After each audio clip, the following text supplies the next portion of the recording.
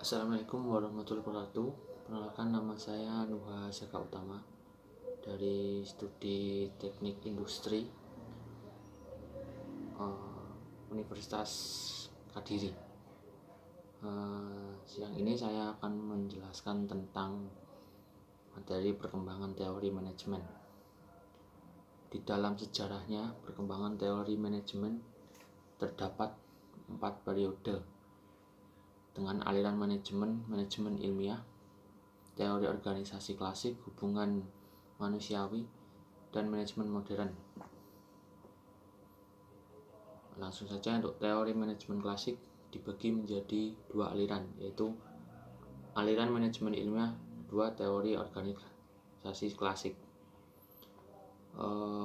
Manajemen ilmiah adalah metode manajemen ilmiah diterapkan pada macam-macam kegiatan organisasi, terutama dalam usaha peningkatan produktivitas. Dalam manajemen ilmiah tidak hanya mengembangkan pendekatan rasional untuk pemecahan masalah organisasi, tetapi juga meletakkan dasar profesionalisasi manajemen. Terdapat kekurangan dari manajemen ilmiah, di mana tidak memuaskan kebutuhan sosial karyawan dan juga mengabaikan keinginan manusia untuk kepuasan bekerja. Dalam kontribusinya, manajemen ilmiah itu menurut Frederick W. Taylor memberikan prinsip dasar penerapan pendekatan ilmiah pada manajemen, yaitu dengan pengembangan metode-metode ilmiah dalam manajemen agar metode paling baik untuk pelaksanaan tiap pekerjaan dapat ditentukan. Seleksi ilmiah untuk karyawan agar setiap karyawan dapat beri tanggung jawab. Pendidikan dan pengembangan ilmiah pada karyawan. Yang keempat, kerjasama yang baik antara manajemen dan tenaga kerja. Ada tokoh Harrington Emerson mengemukakan 12 prinsip-prinsip efisiensi. Tujuan dirumuskan dengan jelas. Nomor 1. Untuk nomor 2, kegiatan yang dilakukan masuk akal, adanya staf yang cakap. Nomor 4, disiplin, tentunya balas jasa yang adil. Untuk nomor 6, laporan-laporan yang terpercaya, segar dan akurat. Untuk nomor 7, pemberian perintah. Nomor 8, adanya standar-standar atau schedule. Nomor 9, kondisi yang distandarisasi. Untuk yang selanjutnya, nomor 10, operasi standarisasi, instruksi-instruksi praktis tertulis dan yang standar. Nomor 12, balas jasa yang efisiensi. Terus ada juga teknik yang dikembangkan oleh Taylor, yaitu studi gerak dan waktu, pengawasan fungsional, sistem upah per potong diferensial, prinsip pengecualian, dan lain-lain.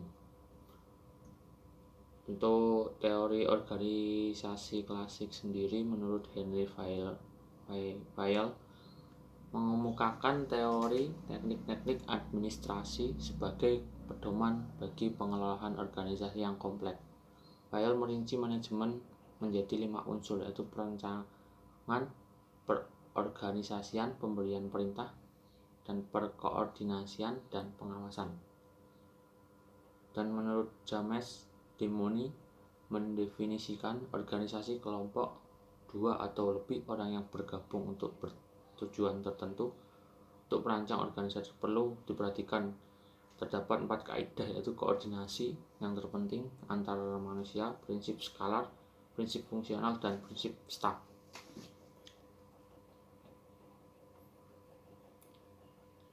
Untuk aliran hubungan manusiawi, perilaku manusia atau neoklasik muncul karena pendekatan klasik tidak sepenuhnya menghasilkan efisiensi produksi dan keharmonisan kerja. Aliran hubungan manusiawi menekankan kebutuhan sosial usaha yang melengkapi pendekatan klasik sebagai usaha peningkatan produktivitas. Kelemahan dari teori ini tidak menggambarkan konsep makhluk sosial secara lengkap sebagai individu dalam tempat kerjanya. Untuk selanjutnya, teori manajemen modern.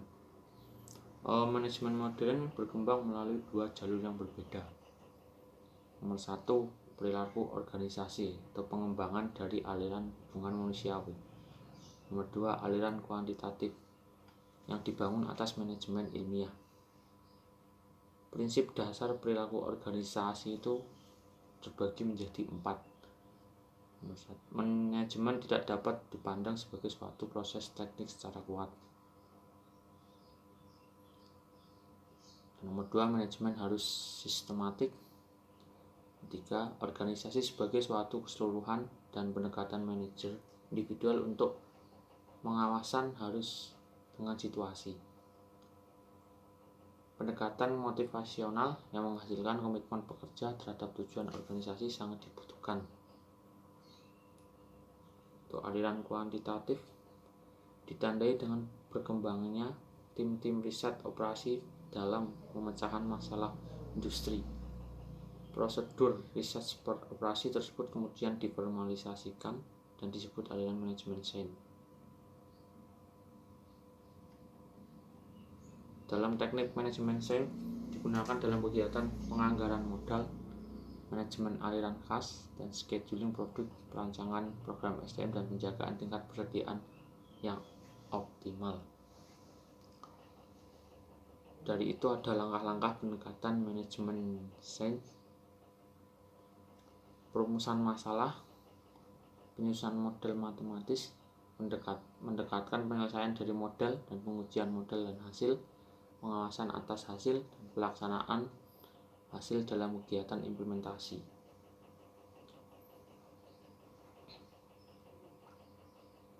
Jadi pendekatan sistem itu bermaksud untuk memandang organisasi sebagai suatu kesatuan dan keseluruhan atau bagian dari suatu lingkup yang lebih luas.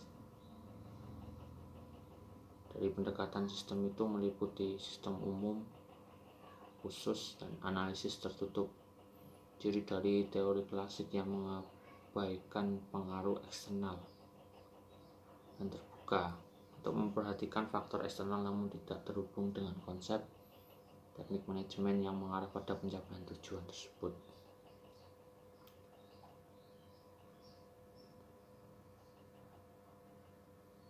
Adapun yang terakhir untuk pendekatan kontingensi, pendekatan yang mengaplikasikan metode yang sudah ada untuk penyelesaian masalah-masalah manajemen. Dengan penggunaan pendekatan kontingensi, penyelesaian masalah dapat menjadi lebih efektif.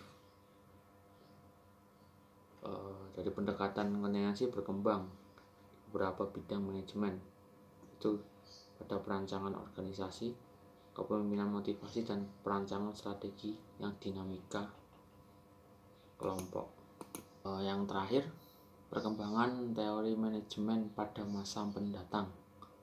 Mungkin arah perkembangan yang akan datang itu ada 1 dominan, 2 divergent, yang 3 convergent, 4 sintesa, dan proliferation.